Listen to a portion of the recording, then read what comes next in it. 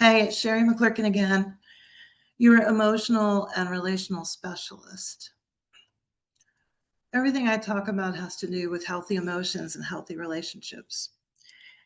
And it was revealed to me a couple weeks, not that long ago, a few weeks ago, that I've been the subject of a lot of gossip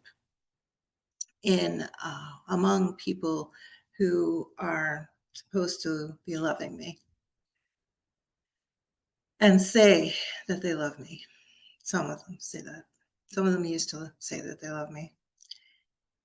Anyway, that's not the point. The point is, let's talk about gossip. So, the Bible has a lot to say about gossip, a lot to say. It talks about the power of the tongue, talks about only say things that are uplifting and good for each other, talks about not ruining somebody else's reputation. Excuse me. Jesus talks about that you'll be measured by your words. The Bible refers to the words. The words we say are reflective of what's in our hearts. The Apostle Paul, in his letters to Ephesus and Corinth and many of his other letters too, actually call out gossip. Now, what is gossip? Let's be really clear about what gossip is. So gossip isn't just that you say something about someone. Like, here's an example. If I say, I'm going to make up a name. Let's say Kathy. If I tell my friend Jane, if I say, hey, Kathy wore her blue polka dot dress today, that is not gossip. That's simply stating a fact. Gossip is when we add in opinion, assumptions, judgment. Now it's gossip. It's also gossip if it includes something that is none of our business. So, using my simple example, if I was talking about Kathy and a blue polka dot dress and I was telling it to my friend Jane, how do I turn that into gossip? I would say something like, or I don't. But in this example of turning it into gossip, what would that sound like? If it is Kathy wore that ugly blue polka dot dress again today. I don't know why she keeps wearing that thing.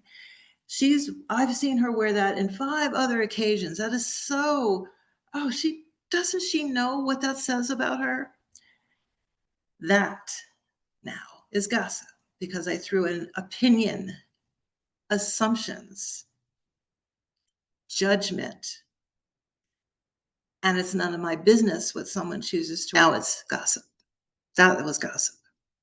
So it doesn't mean to not talk about people. Here's the measure. Simple measure. If you would say the exact same thing directly to the person, then maybe it's not gossip. That's not 100% test, but it's a good test. Have you said it to that person? Are you willing to say it to that person? Are you going to say that to that person?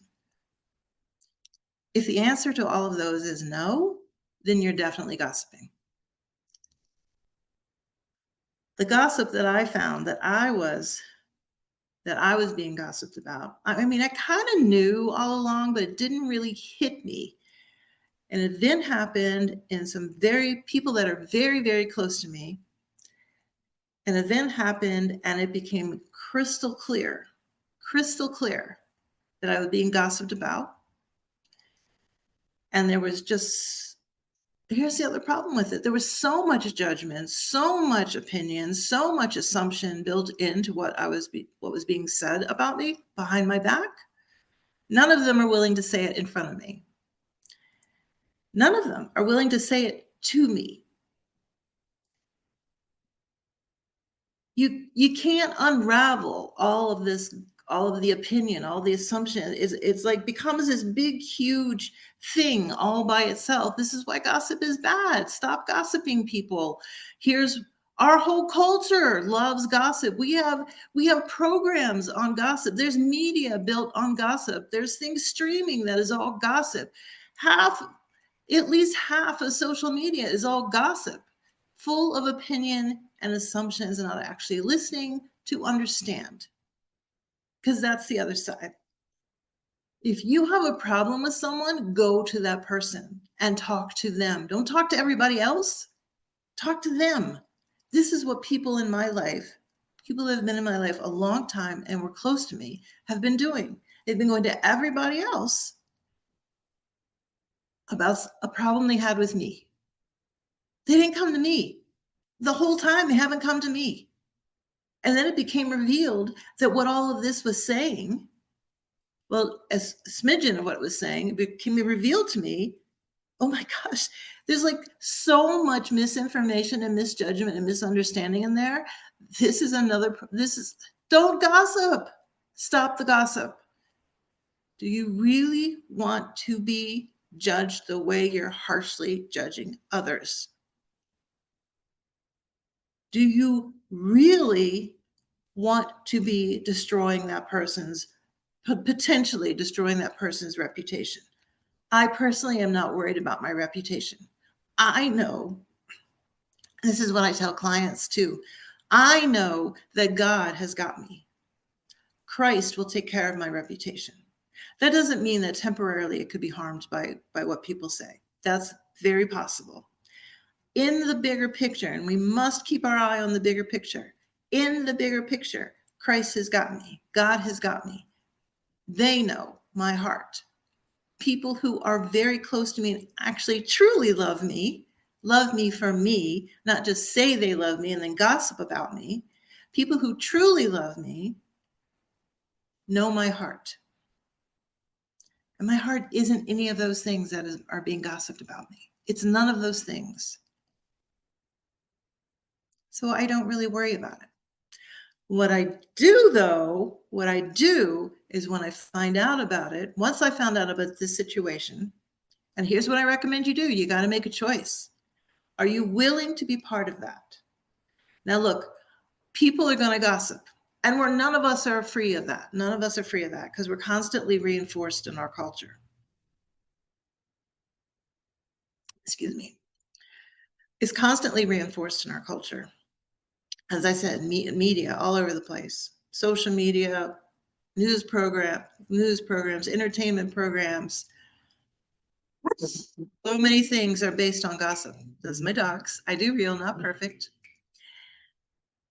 So what I had to do, and what I suggest you do too, is you evaluate. Is that really love? I gave those people an opportunity. This is how I handled it. I set a boundary and I gave them an opportunity. I was like, look, I'm very happy to have an open, honest conversation about the things that concern you or the ways that you feel I've hurt you, any of it. And I'm willing to hear it and I'm willing to make amends where I can. I'm willing to do that. Let's do that. This is healthy.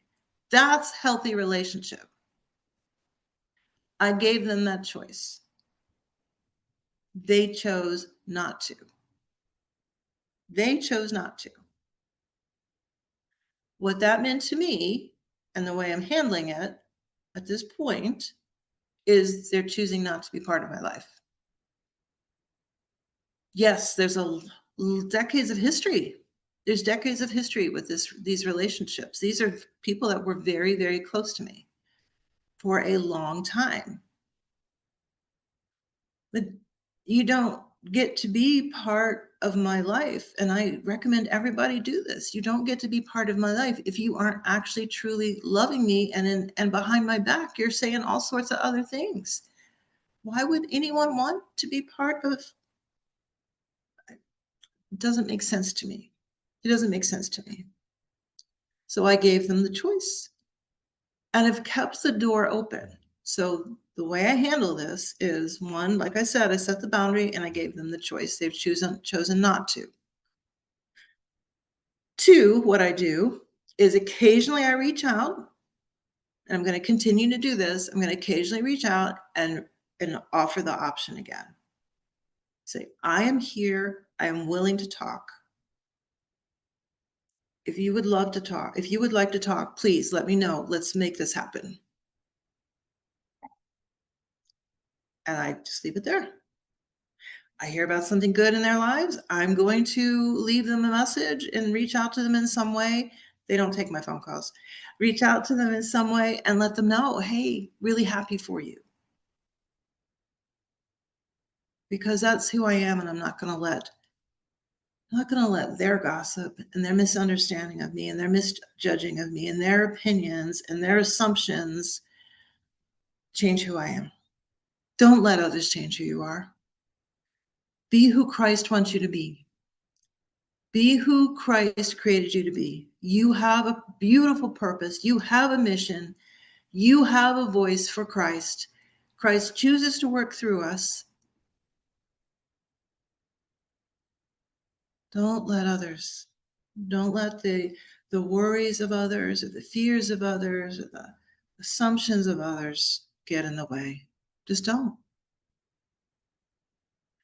I know this can be a big struggle. This could be what I just said, and how I handle it might be something you've never even thought of as a possibility. You're not even sure how to go about doing that. That's why I do what I do. That's why I do these videos. I want to show you there's a different way to handle things than what's been going on in your life. You don't have to be part of those people's lives. They don't have to be part of your life. I am choosing, because of our long-standing relationship, I'm not going to throw that away. They can. That's fine. That's their choice. I'm not trying to control them. There's another thing. Gossip is a way of control. Boundaries are not a way of control. Boundaries have nothing to do with control. I'm not trying to control them. I am saying, to be in my life, an honest conversation is required. If you're willing to say those things that you say behind my back, you've got to be willing to say them to my face. Because if I have truly harmed, if I have truly erred, I want to know. I want to be able to make amends. How can I know if you're not talking to me, but yet you're talking to others? Do you see how nonsensical gossip actually is? It's nonsensical. You're upset about something, or you're trying to make yourself feel better. I don't know why you're doing it. But yet when it comes to truth, honesty, authenticity with the actual person that you're gossiping about, it's not there. How does that make anything better? If you're struggling with this, and I'm going to guess you are, because it's fairly human, unfortunately, let's work together. This is what I do. I teach you how to master your emotions and how to have healthy relationships. And those two things are inextricably intertwined. When you have healthy emotions, you know how to master your emotions, your relationships will improve. Like knowing who to say, you don't get entry into my life anymore because this is just not sustainable. This is not actually love. So I pray for beautiful things in your life. I am here. Amen.